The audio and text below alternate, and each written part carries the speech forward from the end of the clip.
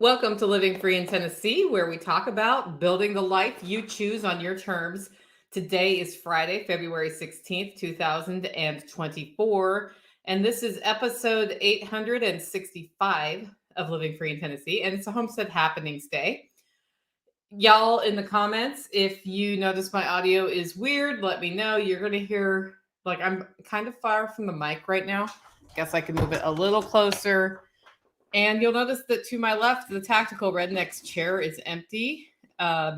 He should be in here, but I noticed that he was, on a phone call making gestures in my direction like 5 minutes ago. So I assume it was a call he has to take.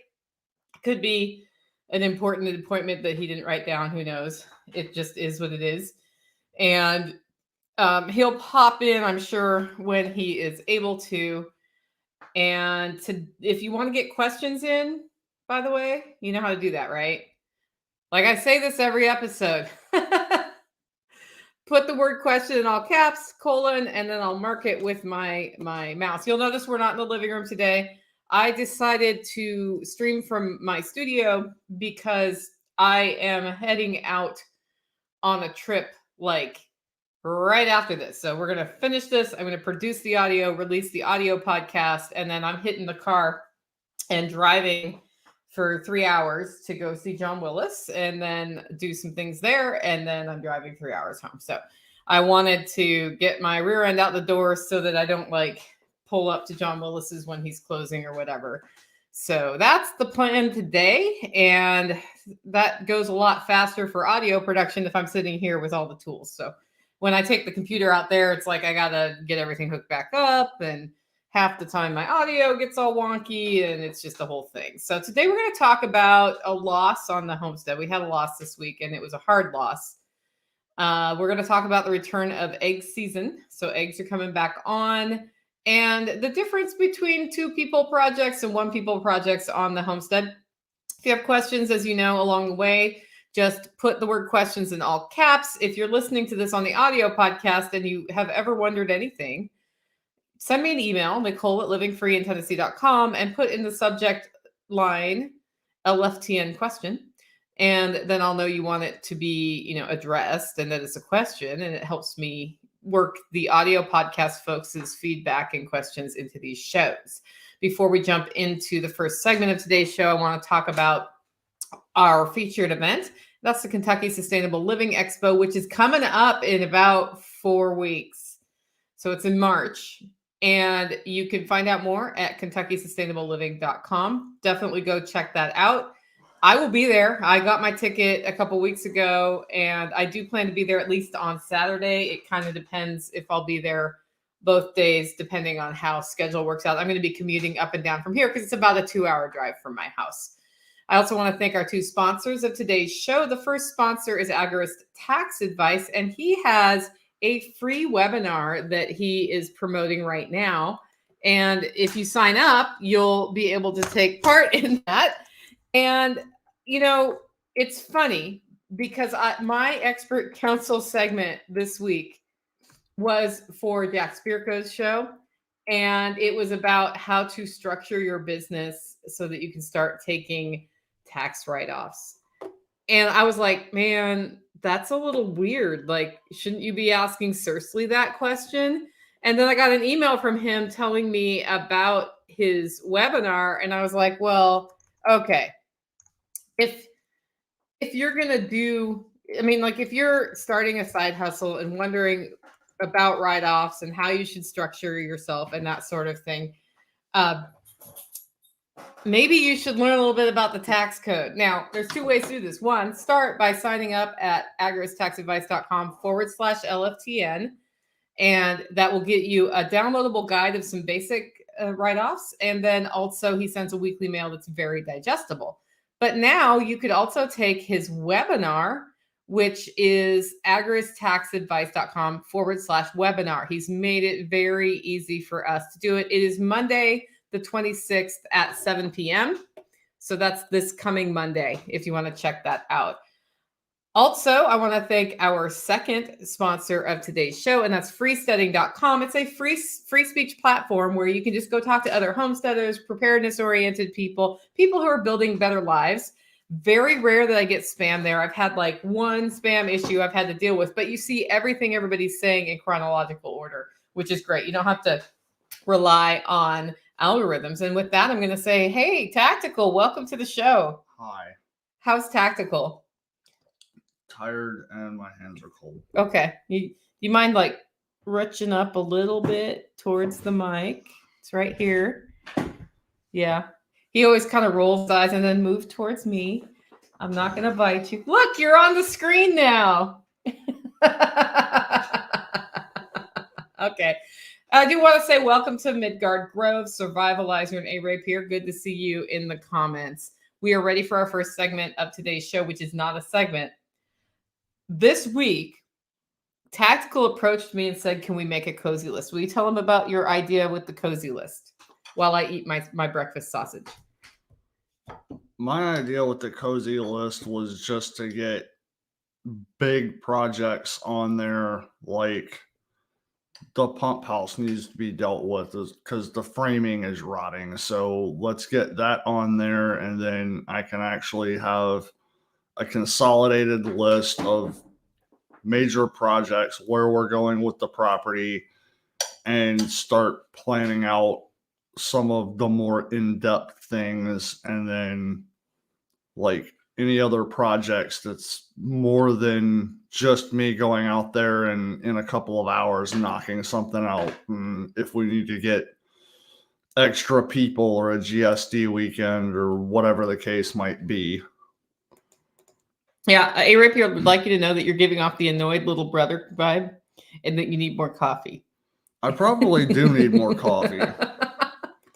Yeah, Rachel, welcome. Red Flyer Media, good to see you on this show. Okay, so he had me divided into big projects and little projects, and then every time I wanted to add a little project, he was, no, not that one. So now what I've determined is no project shall go on the list unless I talk to you first. And there's absolutely no filter through which I can just figure out what goes on there and what doesn't. Is that about right? What? What? I tried to explain it. There's no explaining it. It's stuff you actually want on the list and versus stuff you don't want on the list. Well, then the problem, I guess, is just my brain. So, statement/question. I missed the original introduction of Tactical back in the day. Hi, I'm Jake from Arizona, by the way. Are you wondering who he is and how he got here? Don't know. Yeah. We can tell your story at some point again. We haven't told that in a while. We tell it at events, though. So, Survivalizer, just come to Self-Reliance Festival. I'm sure you'll hear his story there. Yeah. Survivalizer has been at SRF before, by the way.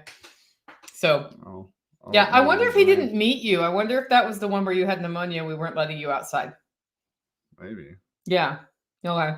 Could be. Martinson family, welcome. Okay. So that's the list. And it actually kind of filters in with one of the member webinars I am 90% we will do this year. My goal at the beginning of the year for member webinars was to have the whole list for the year, but that didn't happen. We just had our first one yesterday with Sue Zoldak. Letty just told me it's the best webinar she's seen that we've done. So that was good. It resonated with her really well. Frank Family Homestead, welcome. And I had also already reached out to Joel Salatin to do one for us this year. And what I am really interested in hearing about is how he manages time on his farm with different people being involved in different things. Yeah.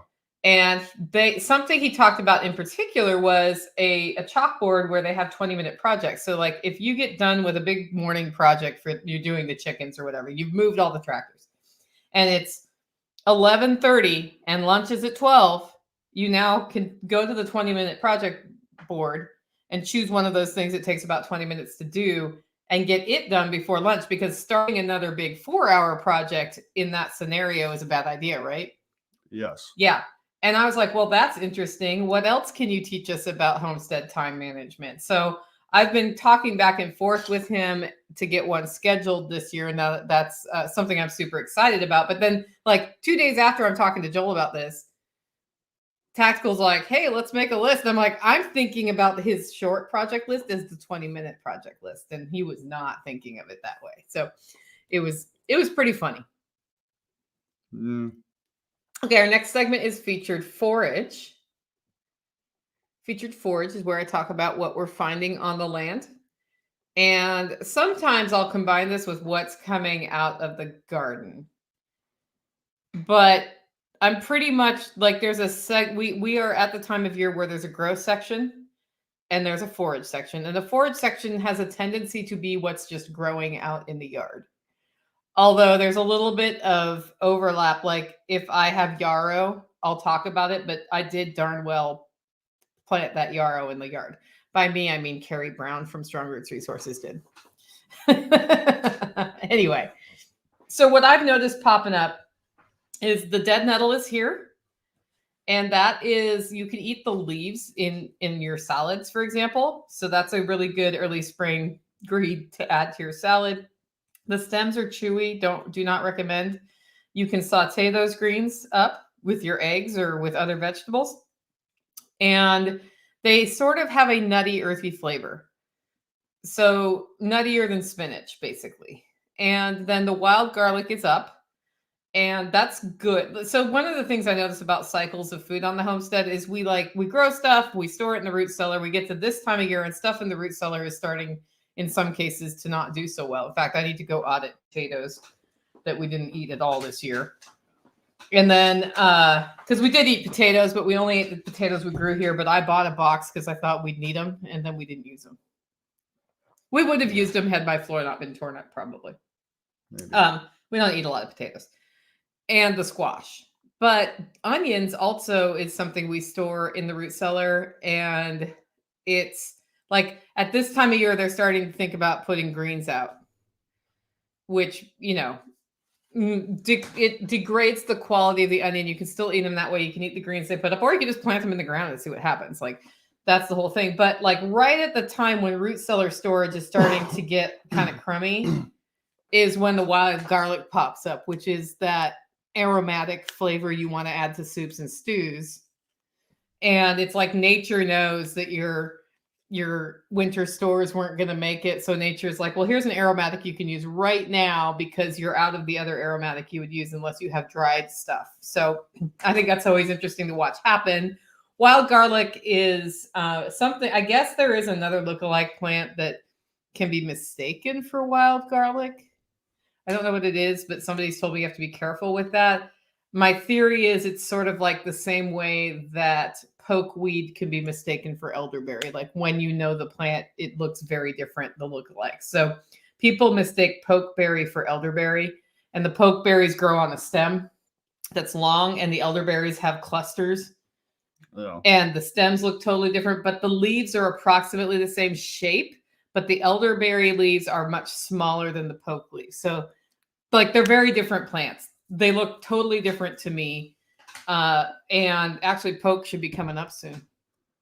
So poke is something, if you eat it straight out of the ground, gives you diarrhea. But if you boil it 3 times and rinse it, then you can eat it. And it is a southern delicacy, pokeweed. So there is that. So I just want to say welcome to Arthur and Ashley and One Step Closer. Good to see you in the live stream. Then stinging nettle is out. And I was actually stoked because I was on a walk yesterday. So yesterday was a really hard day for us. And at the end of the day, neither one of us wanted to do anything. And I go out and Tactical's working on his rabbitry. And he's like, yeah, I'm not motivated to do anything, but I'm just making myself do this to do something. And I'm like, yeah, so I'm going to go for a walk to the upper room in the woods, even though I don't want to go for a walk. I just want to sit around and mope. It was like 10 minutes to sunset. Yeah, it was more than 10 minutes. It was 45 minutes to sunset, as it turned out. Because I was like, do you think I have time to get there and back? And he's like, well, figure out how much time you have before sunset and then have that time. And when you've walked for that amount of time, if you're not to the upper ruin, then no, you don't. And if you're to the upper ruin, then yes, you do. You were being a little too logical yesterday. No, what I said was divide that time in half and then walk that amount of time and then turn around and come back. because you're going uphill on the way there and downhill on the way back. So you would definitely make it back before sunset. Well, and yes, that was a straight logical decision. 45 minutes of walking later, I had gone all the way to the upper ruin and back. The dogs had a great time, and I felt a little better. So with that, it's time for our next segment. And it's livestock. And this segment is why we had a hard week. Yeah. So Tactical had spent all day until 2 p.m. on Valentine's Day on Wednesday. Happy Valentine's Day. Don't notice, don't care. Yeah, so he had spent that time working on fencing and other things. And then he ran into town to get my car, which needed a repair. Came back at about 5, went up to do nighttime animals, and one of our rams was down. And when you have a ruminant on the ground, it's really not good. And he could not stay standing. So Tactical called me over, and what I did was all of the things you do. Like, he clearly didn't have bloat, but there was some green around his mouth. So I was like, well, if there's any air in there causing the problem, we'll give like the drench of activated charcoal, the drench of mineral oil, and the drench with baking soda, just in case, right? And he let us do it. He was fine. I handed him hay. He was eating hay, but he just wasn't doing well. And he was separated from the sheep at this point. And the problem was that the sheep are at the very tip top of the pasture, which is super steep. And so because he can't walk down the hill, I thought we were going to end up sleeping in the pasture with him with a tent. Because I was like, I don't know how we're getting him down the hill. So then Steve has a side-by-side, and he brought it up, and we were able to lift the sick guy into that and take him over to my house to the isolation pasture, which has, shelter. It's near the house. And we continued to work on him. He was letting us do whatever we needed to do. I had already called a vet, but the vet didn't answer. The emergency vet didn't answer, as it turned out, because she was out with her husband for Valentine's Day. So this was like the best day for it to happen. As it turns out, there was nothing the vet could have done. So she did call me back at 8:30. And at that point, we'd gotten him stabilized, comfortable. We were observing him. He was isolated from everybody else. We had, put so much activated charcoal down the guy. And the reason we did the activated charcoal, guys, we weren't sure, like, had he eaten something that he wasn't supposed to eat? Like, we've been fighting a little bit of, what's that stuff? Poison hemlock. Poison hemlock, like little ones coming up, and we're killing them. And sheep generally don't eat things that they shouldn't eat anyway. And there's plenty of food out there. But we're like, maybe he got into that. Like, and if that's the case, the outlook is not good. Well, the vet called me back when I was in the bathtub trying to scrub all of everything off. And because, by the way, when you're working in the dirt with animals, like, you get everything all over you. And she asked me a couple questions, and she determined that it was listeria. So she told me that 99,900% of the time, listeria is fatal, which was not what I wanted to hear. And I'm like, so there's nothing you can do? And she said, one time in her entire career, and understand that she has been a veterinarian for 40 years, livestock veterinarian. Yeah. One time she saved one milk cow, where the lady, as she was milking her cow, was like, she's low energy. I think she might have listeria, like, with none of the listeria symptoms. And they dosed the cow with about 10 times the amount of recommended antibiotics, and that cow lived. And she said every other animal she's ever tried to save that got listeria at this time of year has died, which was not what either one of us wanted to hear. And I did a lot of looking into listeria. The other thing is, I learned how to prevent your animals from getting it. And a lot of the prevention recommendations are not anything that our animals are exposed to. So We think he got it by being under some trees and eating some of the leaf fall or rooting around in the leaf fall, and the bacteria was there, which is at this time of year, it grows in the cold, which would be the only way I can think of he'd get it. The other way they can get it is people who feed their animals rolls of hay. When they get to the bottom of the roll, if it's been wet and cold, it can grow there, but we don't feed our sheep rolls of hay, and you're putting fresh hay out every day. Mm. And then the other way is if you get their feed on the ground and it rots and they eat the feed. Well, we're rotating these guys, and we don't give them feed like a lot. Like, we don't give our animals grain.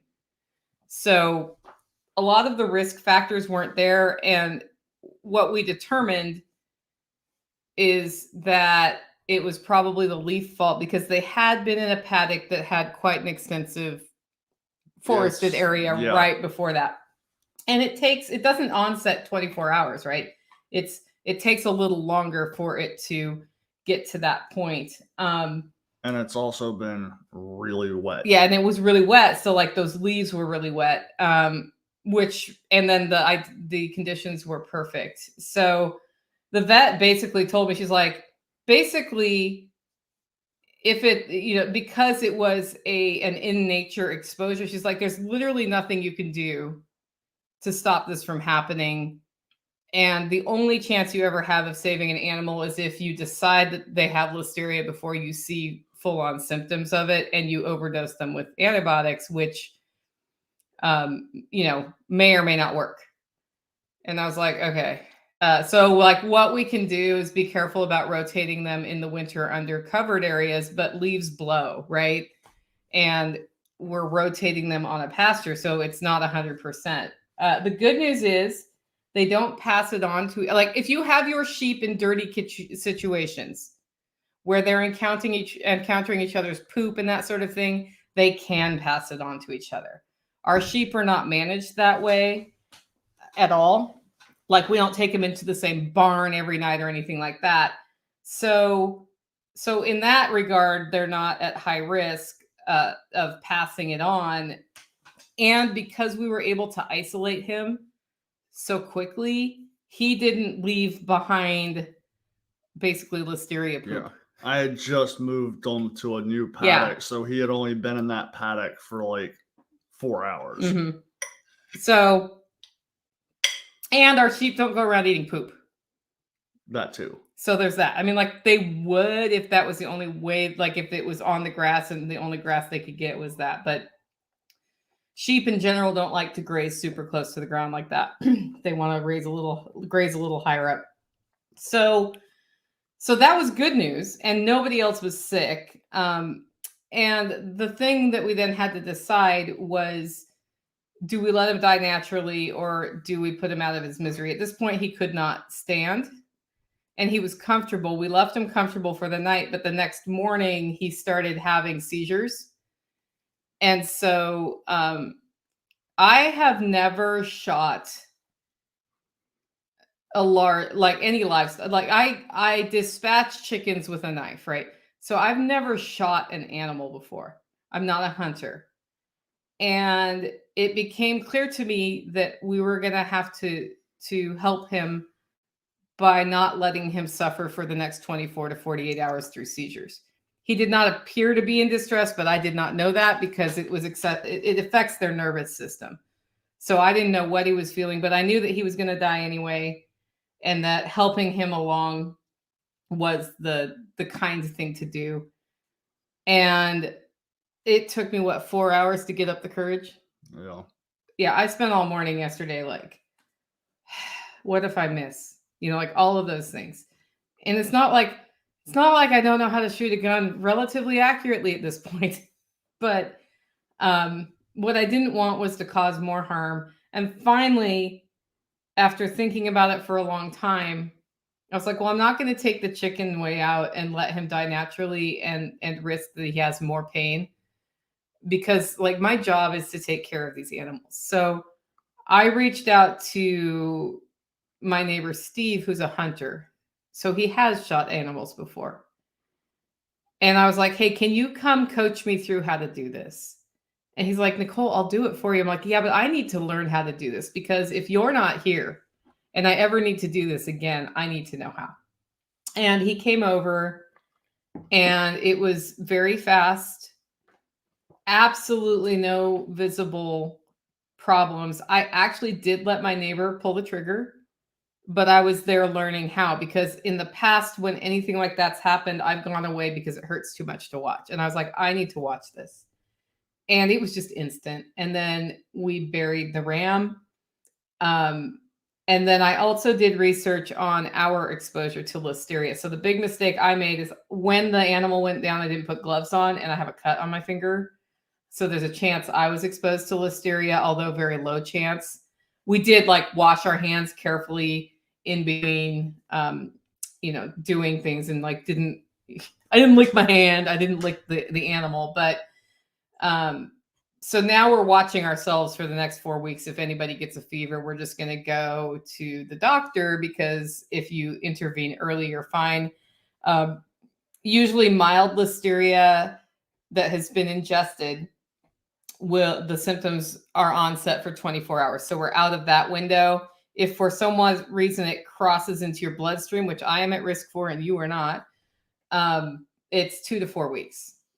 And if your immune system is in good shape in general, that's not an issue too. So like, I just learned a lot about listeria, and we're being careful, but I wanted to, like, this is what a homestead's really like. Sometimes you have a no good, really bad day.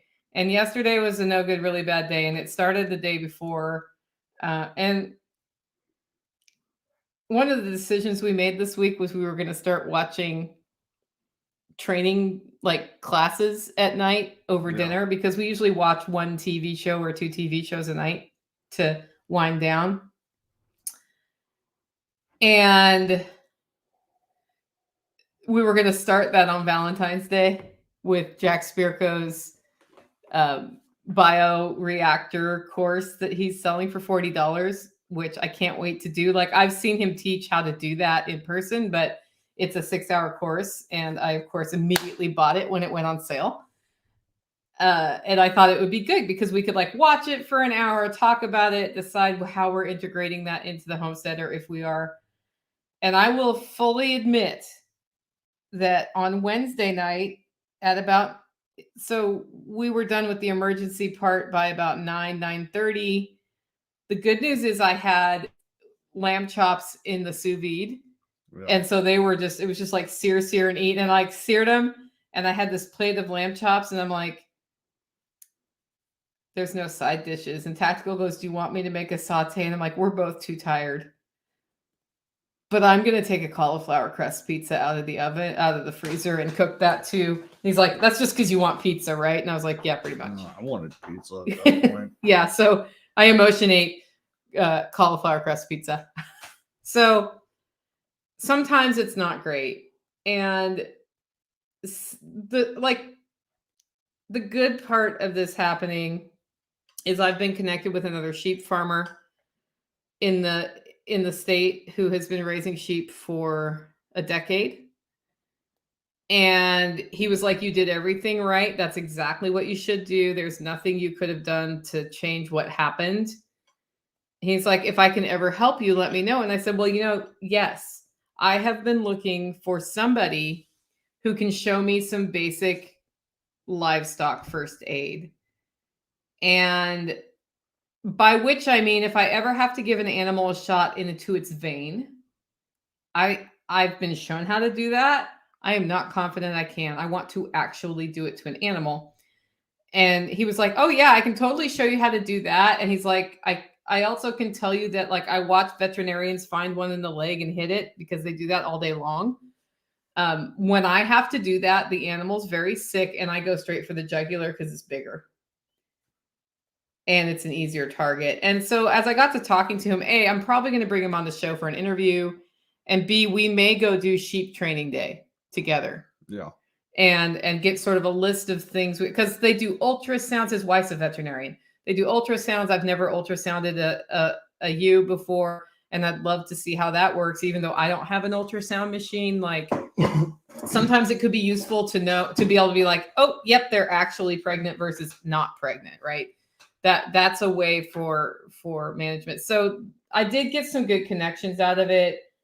And since he got sick, nobody else has showed any signs, and Tactical's like super hypersensitive about anybody looking like they're going slow at this point, right? Oh yeah. I Yeah. was over there a good bit yesterday, and the first time everybody was just out lounging, so I actually walked up there, got close enough to all of them to get them to get up and move around so that I could see all of them move. And then every time I was back through there again, like I waited when I went to put them to bed, I waited till they were all at the very top of the hill, so that when I pulled up to the fence at the bottom of the hill, they all basically sprinted down the hill because they know it's treat time. So I have to watch all of them run. You should keep talking because I'm chewing. Okay. Talk about the rabbit mistake you made. Rabbit mistake.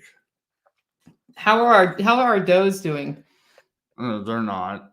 Well, I mean, they're not doing well. Why? I think it's the cage. I think that when you make a decision about which rabbit to process based on size, it's not always correct. That too. So we processed rabbits, and we do not have a tattoo on the ear of the mother rabbits. And it was probably about time anyway for the does to go. But one was accidentally processed. So we're not breeding that rabbit right now. I am picking up 2 new does, I believe, today.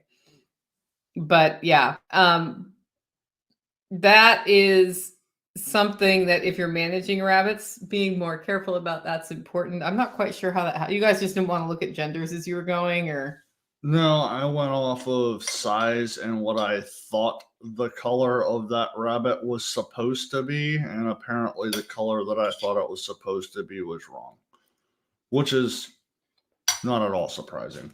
Okay. So next time we'll work together on that. Yeah. Yeah. Also, I think we're going to tattoo ears on the new does. And also with the new rabbitry that I'm getting ready to finish erecting, it's a slightly smaller cage, so we'll be moving babies when they are weaned over to different cages to spread them out a little bit more. Yeah. And I might actually get around to making a rabbit tractor this year, but we'll see. I'm not highly optimistic about that, but I'd like to. Okay. So yeah, that was totally in our control. We screwed that up. We did reduce roosters. So we were given a gift this week where it rained and then it snowed and iced, and then we woke up and things were frozen and the chicken door didn't open, which means when the sun came up, all of the chickens were in the coop. And so Tactical and I came over and moved 5 of the 6 roosters out who needed to be processed and put them in a holding area and then processed them all. So now we're down to 1 rooster, and we have 4 hens. That's all we have from a straight run of 25 American breast chickens. Now, I had 1 other female that died. So we basically got, out of 25 birds, we got 5 females, which tells me that was probably not a straight run, which is not unusual. And if they had the option on their website for me to buy just girls, I would have bought just girls, because you always get a boy or 2 when you buy just girls. Yeah. So that's actually a good ratio. And if you don't, you can always find a boy somewhere. So with that in mind, and the eggs are coming on, we're probably going to hatch some more eggs, although I might just try to source some American breast females to integrate with this flock. We'll see. I'll see. I might see if Michael Vertrees has some females he wants to part with, because he has an explosion of American breasts going on at his house. Okay. So we'll see. Rachel wants to know, how do you tattoo to the ears of rabbits? So I've never done it, but I got ink, and my friend has a tattoo gun, and you just, I guess. I'm trying to think of a comparison. It's more of a clamp tool. So I'm assuming just based on what I saw, it's like you got a plier kind of a thing and prongs on one side. You put the ink on the prongs and it just clamps and embeds a little bit of ink into The ear. the ear. Yeah, so we're totally going to do that. Because I think we want to ultimately have 3 does in our system. So, yeah. We also had a reset of our deep litter system in the duck coop because it was not working. And the way deep litter works is like you put litter down, they go, you put more wood chips on, and it keeps it from smelling, and it turns into compost. And then you move that into a compost pile because duck poop is hot. And then eventually it composts all the way down. You put it on your garden and you have fertility. It's a great system. I've used it for years. It did not work well this last 12 months.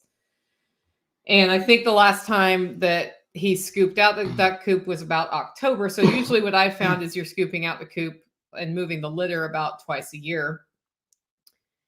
But every time I went down there, it was like a slick. And I couldn't figure out what was going on. And I'm like, that looks more like feed and less like poop. So what Tactical did is he made a new duck feeder. Explain how the duck feeder works. It was really simple. I just took, I think it was a 1x6, bolted 2 other 1x6s to the side of that, and then took 2 1x12s and screwed it to the ends so that the 1x6s are up about 4 or 5 inches. And I think the whole thing is like 4 or 5 foot long, and it's deep enough. And I put, I think, 4 scoops of feed in there last night, and it covered the bottom maybe half an inch to an inch, depending on how thick I put the feed in. So it's more than enough to hold plenty of feed, and there's plenty of room for that many ducks to get around it. Yep. And so the premise it works on is they've got 3 or 4 inches of depth before they get to the food. So when they're like shaking their little ducky heads, they don't get it everywhere. And based on what I've seen, it's working really well. And the litter is not getting slicky. So that litter has lasted more days without another layer of wood chips than I've seen for weeks. I don't know. Yeah, I know. And yeah, we're going to have to add more wood chips. But so it turns out it was sort of a slick of food that was happening. And we moved that over to the food forest instead of going straight to a compost because I was like, it'll compost on the ground. And I don't have a lot of super sensitive plants over there. So that is the duck feeder. And aren't you doing that for the chickens too? Who are you doing that for too? I don't know. There was some other. You were going to integrate some of the principles into the sheep hay thing. Yeah, that was a whole nother. We haven't even started. We'll talk about that in detail later. Eggs are coming on again, not a lot, but we're about to be swimming in duck eggs, which will be great. Like I really like. So I used my last package of frozen duck eggs last week,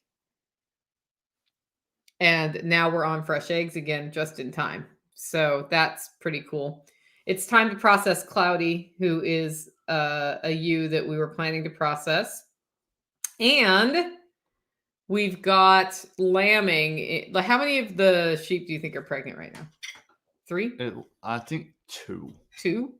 Maybe 3. Maybe 3. Yeah. So we are getting, and they look quite pregnant. Yeah. One of them particularly, I keep waiting to go over there and see like a couple of babies running around. Based on the calendar, I don't expect that till March 1st-ish. Okay. He's like, sheep don't read calendars, Nicole. Yeah, I'm going off of body language or whatever you want to call that, anatomy. Yeah. In other words, her hips are displaced, and the others are definitely developing. Yeah. So we'll see. So it's time for spring lambs, and then hopefully they do well. We'll see. Segment is grow. What are you growing? Not much of anything right now. Why not? It's like we're still in and out of cold. Like I think tonight's supposed to be 27. Yeah. So my Swiss chard is doing well. My Brussels sprouts made it through the cold. And my Brussels sprouts are actually, I harvested Brussels sprouts and it put out like side Brussels sprout shoots with little Brussels sprouts on them. And I'm like, well, we'll just see what happens here. Like, do I now have a perennial Brussels sprout plant? Maybe. That'd be cool. What do you think? I mulched it before the snow. That's all I did. I've got about half the trees trimmed in the food forest. All the pollarding done except for my willow trees. And that was like while he was digging a big hole for the ram yesterday, I was out there trimming trees because it's like doing unpleasant jobs is better with 2 people than 1 people, but there wasn't like a lot I could do in his project. So I was like, well, I'll trim these trees. So I got a lot of that done. And we've got the fertility in the swales from the ducks. And Saturday, we're driving to wood chip Mecca to hand scoop wood chips from the arborist to bring over here. And that will be like, it's a lot of work, and we don't have the ideal setup for transporting lots of wood chips. So we're going to take what we can, sort of 1 trip a weekend at a time. If I can find somebody doing tree trimming, like for the electrical company, who will dump them here, which is what used to happen until 2020. Like, we haven't had tree trimming from the electric company since 2019. And they used to do it every 2 years. And like, is it any wonder that electric cables breaking more now? I would say those 2 things are directly related to each other. Anyway, so basically, when they start trimming trees, I go out of my car and I'm like, you can dump for free at my house here, and I've made it easy for you to dump here. So come dump here, and then we use those. Like, I let them go for about a year, and then I spread them all over the property. But until then, the arborist wood chips are great, and it's very, very nice for the garden and for other things to have those wood chips. So that's, not every weekend will we do that, but because I have both days with no work this weekend, like no like podcast work or presentations or events I'm going to speak at, we're going to do a wood chip Mecca trip on Saturday and bring the 1 load back, look at each other and decide if we want to do the second load, say no, and then go on with getting other stuff done around the homestead. Yeah. And I still haven't started my seedlings, but I've made some movements in that direction. Is that a good way to describe it? Sure. Yeah. So I've got everything over here except for the 1 shelf I need to do it. And I haven't pushed, like, we were supposed to bring that shelf over on Wednesday, and then we had that ram go down. So basically it's typical Homestead. Like, you have the greatest of intentions. You have a project list, and then something happens. And that just changed your priority completely. So yeah. Red Flyer Media says, I wish we were closer. We have 34 pickup sized or larger piles on my son's property. Yeah, there was a point when I had that situation here too. He's seen it here when it's like that. But I've moved that here. Yeah, he's moved that here, and I'm sure he misses it every time we have to go to wood chip Mecca and scoop. Yeah. Yeah, so it's not the funnest, but it's better than not having them. Next segment is harvest meals. And the only one that sticks out to me is last night's. That was good. Yeah. So I've been like dumpster diving, sort of, so to speak, the freezer, getting the stuff that's getting long in the tooths and just piling it into my fridge and figuring out how to cook it. And this week, and it ended up with 2 sets of ribs. And the first ribs were good, right? Yeah. The second set were over the top. Am I right? Uh-huh. So here's what I did differently. I put them in the crock pot, salted them. Usually I do rubs, and this time I didn't do rubs, but I did put a dark horse, like the dark horse rub that Honeybee's Kitchen does. I put some of that in there, and then I added 2 spoonfuls of an Asian garlic chili paste that I like. And then I added about a 1/4 cup of barbecue sauce, which I know it has sugar in it and it's not keto, but whatever. It was like for 4 racks of ribs, so I wasn't that worried about it. And I added bone broth, and I cut up an onion in there, And then I tossed in sliced garlic. And was that it? I don't know. Oh, no, I didn't put cumin in. Yeah, that was it. So it was pretty simple. All I know is you put ribs in there. Yeah. And then I cooked it all day long in the crock pot, so low and slow. And they were the best out of the 2 sets of ribs we did this week. Yeah. And it was like classic. It's going to be really busy. Yesterday we had that situation with the ram, and I knew that was going to be even busier. I had 4 calls yesterday and a webinar at 2 and a live stream at 7. So it was one of those days where that's when you're going to order takeout or something. And because what I did first thing in the morning was start that, when it came time for dinner, all I had to do was make a salad and we were good to go. So it was like a no fuss thing. Perfect for the busy homestead day. Any other meals stand out to you this week? This week has definitely been a blur for me. Yeah. Okay, next up is Holler Neighbors Community. This is where we talk about what the community is doing. And Fat Tuesday was Tuesday. What are you giving up for Lent? Not giving up anything for Lent. Oh, he's not giving up anything for Lent. Okay. A tradition that we started, that I actually adopted from some friends in Ashland, Oregon, when I lived there, is that Fat Tuesday you have crepes. So the way that works is everybody brings what would go into a crepe. I make the batter, and I had to grind the wheat to make the batter and use the eggs, which thankfully were coming on already. And then we just make savory crepes and sweet crepes, and it was a really good time. Did you have a good time? Yeah, I was exhausted that day. Yeah. I was like mentally tapped out. Why were you mentally tapped on Tuesday? That was duck coop day. Oh, yeah, he scooped the coop. I deadlifted like 20 trash cans wet duck litter. Yeah. That was some serious work. Yes. Yes. So, yeah, so the rule at my house for crepe days, I make the first one for you, and then you have to make everyone after that. But he actually had a second one made by me because he tried to make one. And I saw him take this crepe with nothing on it and flop it onto a plate in 5 pieces in frustration. Yeah, I was too mentally exhausted to even. No, I'm done.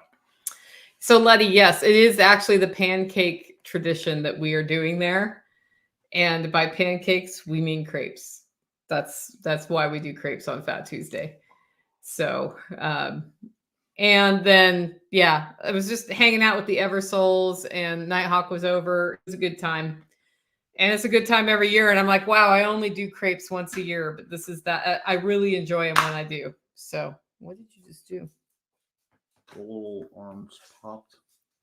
Stop breaking my chair. I didn't break it. That's my favorite chair. Like, have you noticed that all of it's rubbed off? Excuse me. Yeah. Yeah. The reason I have not replaced that chair is it's too comfortable on my lower back, and most chairs are not. Yeah, that's like literally the reason I haven't. Like, somebody's like, Nicole, you need to buy a new chair. I'm like, no, I don't. No, I do not. This one feels good. The seat cushion's apparently rubbed off too. It doesn't help me at all. Well, maybe you need to gain some weight. Maybe you should try drying the water out. Drying the water? You don't think you can gain weight? Everybody has been trying that for decades, and it's never worked. So as a result of the sick ram, there was a neighborhood, like every Holler neighbor was involved in this on Valentine's Day. Yeah. And without them, things would not have been as easy for the two of us. We would have had to carry the animal down the hill. And I've thought of how we can do that, but that would have been an enormous pain in the rear. Mm-hmm. And yeah, that's the other part of the community. And like Trisha was on the phone with me because we weren't entirely sure it wasn't poisoning, and she had nursed her lamb through, or her ewe through acorn poisoning. So I was kind of bridging all these things. So she was super helpful too. That's why we need to have relationships with each other, guys. That is it. So next up, let's talk about infrastructure. Tell them about your phone call about the fence and what you learned about electric fencing. Oh. So we've been through it with fence chargers, and I was about to lose my mind, and I finally I called what I thought was Taylor Fence Company, which apparently wasn't Taylor Fence Company. They gave me another phone number, and I got on the phone with somebody from Taylor Fence and was like, I have issues, and here's what I've done, and this makes absolutely no sense. And one of my biggest frustrations with fencing is the lack of ability to troubleshoot. 9 times out of 10, especially on the internet, it's like, oh, you don't have enough grounding rods. Put more grounding rods in. I'm like, where's the math equation for that? He has 6 grounding rods in, and the ground is wet. Yeah. Yeah. And I dumped several pounds of salt on there, which I know that works. And so I get on the phone with this guy, and he's like, okay, well, this, and this. And he's like, you need a fault tester because you need to test amps on the hot wire and volts on the ground. And I'm like, there's my math equation. And so the short version of the explanation that I got from him, and you have to have, apparently you can possibly do this with a clamp amp meter, but you really need a fault detector for a fence. But if you have amps going through your hot wire, that means that it's grounded somewhere. Even if you don't see anything on it, You mean like it could be an grounded insulator, or it's shorting out? It's shorting out, Yeah, so it's okay. grounded somewhere. Mm-hmm. So it could be just an insulator is starting to get, like when you see plastic that gets brittle from sun exposure, UV, like that will start conducting electricity. So if you have amps going through the hot wire, that's a problem. And then the other thing he said was if you have voltage on your grounding rod, that's also bad because that means your ground system is not basically large enough to handle the voltage coming through the ground back to the fence charger. So that's how you tell if it's on the grounding side. So I was like, that was the piece of information that I've been looking for like 2 years. So I now have a fault meter, and that thing is awesome. Has it helped you find the problem? It definitely helps narrow it down. Yeah. Have you found the problem? Not completely, but I also found another video because I think part of the weird readings I was getting the other day might be in relation to the fact that the fence is currently running under some high voltage power lines. Yeah. Wow. I hadn't even thought about that, but you're right. They up where you are. The part of the video that I watched, the guy had a coax cable run underneath the high voltage lines and was trying to charge a capacitor with it. It was like, this is interesting. I think you need to call Fence Guy back and ask him about that. Yeah, I might. That would be. So this guy, this is what's cool. Tactical called the who we thought was the manufacturer. They're like, we're not the manufacturer. Here's the manufacturer. Calls the actual manufacturer, and the person who answers the phone talks to him for like half an hour. Yeah, it was not a short about tech support. He's call. like, and so we're going to try to get this guy out to one of the events to do a deeper dive into electric fencing and how it works. Yeah. We will see if it's the current Self-Reliance Festival or the October one or something here, but hopefully we can get him out because it's great when you put an electric fence in and you just follow the instructions and it works, which is what happens 98% of the time. It's great. However, there are lots of things that can go wrong. Lots of things that can go wrong. And then once things start going wrong, as you have heard, it can be very, very frustrating. Okay, I have a question from A. Ray Pierce. Speaking of pregnant animals, One of my farm cats is expecting anything to have on hand besides towels and a box. And my question is, how feral is your barn cat, first of all? Because what cats look for to give birth is more like a cave-like setting. So if your box has a lid, that's helpful. Can't guarantee they're gonna give birth in that box though. They're gonna go where they go.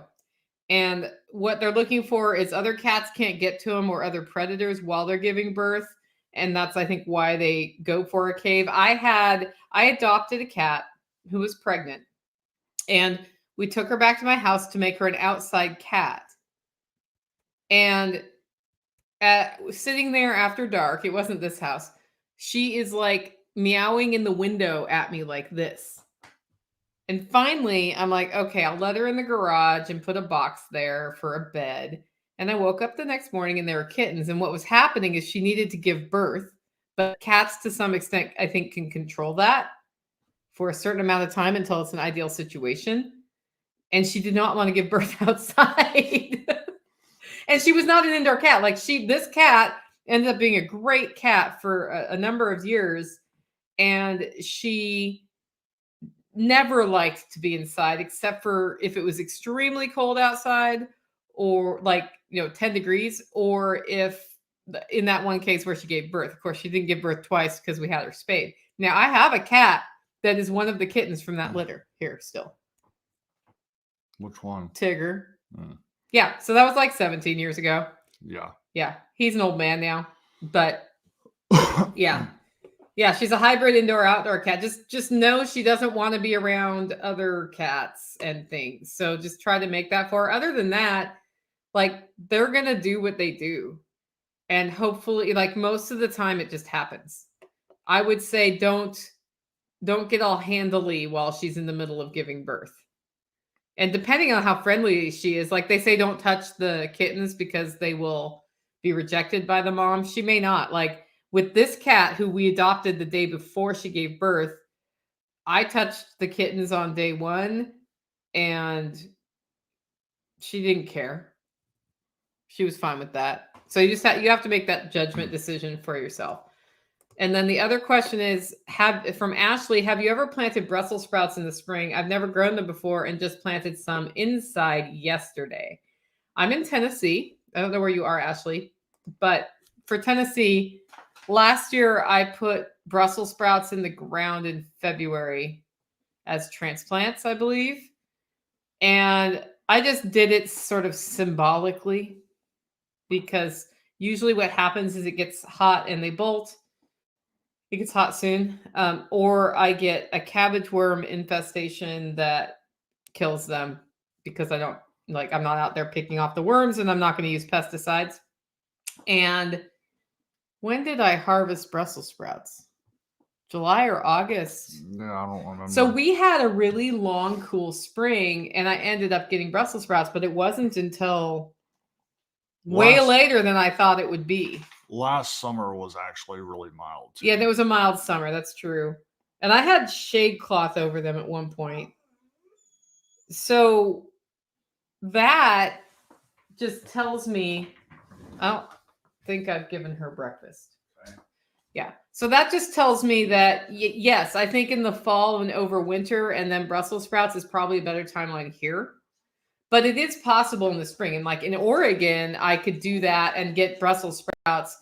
But because I had been trying to grow Brussels sprouts for 16 years here and failed every time until last year, I had done fall, I had done spring, I had had different problems with both of those settings. And last year was the year it worked. And one of the things that was different for me last year is that I've been working on the garden soil where we are right now for 2 years.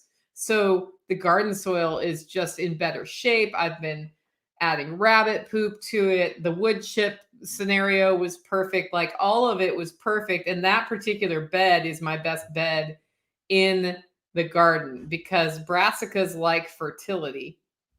So all of those things combined, I did get a little bit of pest pressure, and then I used wood vinegar foliar spray, which makes it smell like sort of like a campfire, and pests don't love that smell. Also, your pollinators don't love that smell. So, you know, you don't want to necessarily spray that on something you need bees to come to. But in the case of the Brussels sprouts, we're not looking for it to be pollinated because we're harvesting before it flowers, right? So that's what I learned about Brussels sprouts. And that actually brings up a bigger picture gardening thing, right? We grow things in our gardens and we fail at them. And we fail at them. And we fail at them. We have success in other areas. I have success in a lot of areas. The brassica family in particular, which is broccoli, cauliflower, Brussels sprouts, cabbage, for me in Tennessee, has been one of the two hardest things to grow. And those are things that grew themselves in Oregon for me. So part of that is tailoring it to the area. I think part of it is knowing when to plant it, and part of it is you build the skill. And if you don't keep trying, you don't ever get over the hump. So like this year, my goal is to be successful with beets, because I've been minorly successful with beets, but I don't like consistently nail my beets every year. And beets are one of my favorite things to pickle. Yeah. So I want to have beets. Anyway, our next segment is, tell them about the rabbitry you built. So that is something that I've actually been working on for a while. And it's kind of been a situation where it's like when I have time, I kind of start doing stuff. But the problem that we've had so far is just nothing's been built anywhere close to correctly. So legs sink into the ground or they're presently rotting, so forth and so on. So I was in the process of charring a bunch of fence posts and coating them with pine tar. So I've got the frame for a couple of cages that I charred and coated with pine tar, and I finally started this week getting all of that actually assembled. And I need to go pick up, I want to put a new piece of roofing on it so that there's no pre-existing holes. So I need to go pick that up, and then I've got one piece of lumber that was from like 2016. So it was really, really dry and it split when I tried to screw it in. So I had to recut that piece. But I've got the whole watering system put together and it's actually wired to the back of the cages with stainless steel wire, which the rabbits are not going to be able to chew through as much as they might try. And then the plan right now is at some point I'm going to build a second one of those. And then I'm actually going to pour a concrete footer around a raised bed behind the cabin that this will sit on. Will also make up permanent walls for the raised bed, which the 2x4s that are there right now are rotting and falling apart. And then the key part with this is going to be that will give the concrete will give a containment area for the rabbit droppings to fall into, and then you can scoop up against the cinder block to be able to shovel everything out of it.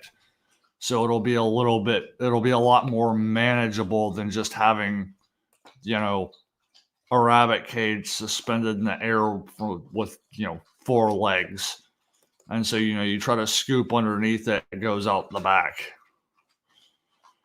So I'm really looking forward to getting this thing finished all the way. Yeah, and the cool thing is I believe I'm picking up 2 does today from John when I'm out there, and they can start in the new rabbitry.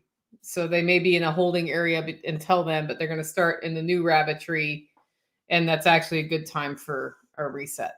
Yeah. So yeah, and it's going to be really nice. The one thing we haven't finalized is where we're putting that. I thought we decided we're going by the raised bed out back of the cabin. No, we hadn't, but we can. Oh, okay. We looked up by the garden right up here too. Okay. So, but you're primary on that, so you get to choose which one of those 2. Okay. Okay. So it's going by the raised bed by the cabin. Yeah. All right, guys, since we don't have any other questions, our last segment is finances, and it hurts the finances when you lose an animal. That's all I'll say about that. With that, we've come to the end of the Homestead Happening show. If you like the show, want to support the work I'm doing here, you can do it in two ways. One, get your coffee at hollowroast.com. Two, consider becoming a member. You get access to some pretty awesome member webinars, including the Zoldak one we did yesterday on marketing and branding. With that, guys, go out, make it a great week.